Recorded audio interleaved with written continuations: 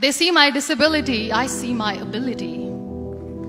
They call me disabled, I call myself differently abled. There are some incidents that happen in your life.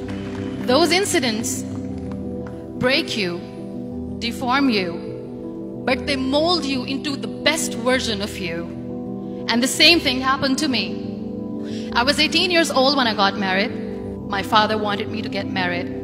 And all I said was, if that makes you happy, I'll say yes. And of course, it was never a happy marriage. Just about after 2 years of getting married, I met a car accident. Somehow my husband fell asleep and the car fell in the ditch. He managed to jump out, saved himself. I'm happy for him. But I stayed inside the car and I sustained a lot of injuries. The list is a bit long, don't get scared. The wrist was fractured. Shoulder bone and collarbone were fractured. My whole rib cage got fractured. And because of the rib cage injury, lungs and liver were badly injured. I couldn't breathe. I lost urinary bowel control. That's why I have to wear the bag wherever I go. 3 vertebrae of my backbone were completely crushed, and I got paralyzed for the rest of my life. I finally ended up in a hospital where I stayed for 2.5 months. I underwent multiple surgeries. One day, doctor came to me and he said, well, I heard that you wanted to be an artist, but you ended up being a housewife. I have a bad news for you. You won't be able to paint again because your wrist and your arm are so deformed, you won't be able to hold a pen again. Next day, doctor came to me and said, your spine injury is so bad, you won't be able to walk again. Because of your spine injury and the fixation that you have in your back, you won't be able to give birth to a child again. That day, I was devastated. I asked my mother, why me? And that is where I started to question my existence. Why am I even alive?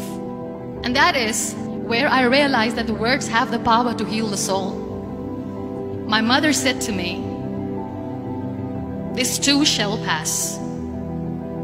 God has a greater plan for you. I don't know what it is, but He surely has. And in all that distress and grief, somehow or the other, those words were so magical that they kept me going. One day I asked my brothers, I know I have a deformed hand, but I'm tired of looking at these white walls in the hospital and wearing these white scrubs. I'm getting tired of this. I want to add more colors to my life. I want to do something. Bring me some colors, bring me some small canvas. I want to paint. So the very first painting I made was on my deathbed, where I painted for the very first time. It was not just an art piece or just my passion. It was my therapy. And then I was discharged and I went back home. And I went back home and I realized that I have developed a lot of pressure ulcers on my back and on my hip bone. I was unable to sit. There were a lot of infections in my body, a lot of allergies. So doctors wanted me to lie down on the bed straight for not 6 months, for not 1 year, for 2 years. I was bedridden, confined in that one room, looking outside the window, listening to the birds chirping, and thinking maybe there will be a time when we'll be going out with the family and enjoying the nature. That was the time where I realized how lucky people are.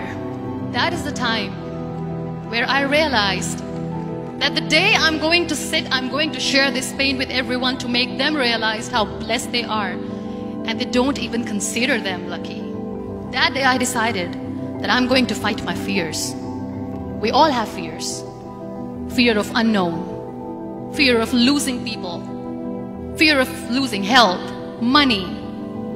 We want to excel in career, we want to become famous, we want to get money. We are scared all the time. So I wrote down one by one all those fears. And I decided that I'm going to overcome these fears one at a time. You know what was my biggest fear? Divorce. I was trying to cling on to this person who didn't want me anymore, but I said no. I have to make it work. But the day I decided that this is nothing but my fear, I liberated myself by setting him free. And I made myself emotionally so strong that the day I got the news that he's getting married, I sent him a text that I'm so happy for you and I wish you all the best. And he knows that I pray for him today. Number 2 was, I won't be able to be a mother again. And that was quite devastating for me. But then I realized there are so many children in the world, all they want is acceptance. So there is no point of crying, just go and adopt one. And that's what I did. People think that they will not be accepted by the people because we, in the world of perfect people, are imperfects. So I decided that instead of starting an NGO for disability awareness, which I know will not help anyone, I started to appear more in public. I started to paint. I decided that I'm going to join the national TV of Pakistan as an anchor person. And I've been doing a lot of shows for the last 3 years. I became the National Goodwill Ambassador for UN Women Pakistan, and now I speak for the rights of women, children. We talk about inclusion, diversity, gender equality, which is a must. Every time I go in public, I always smile. It's always a big toothy smile on my face, and people ask me, don't you get tired of smiling all the time? What's the secret? I always say one thing, that I have stopped worrying about the things that I have lost, the people that I have lost. Things and people who were meant to be with me are with me. And sometimes, somebody's absence makes you a better person. Cherish their absence. It's always a blessing in disguise. Live your life fully. Accept yourself the way you are. Be kind to yourself.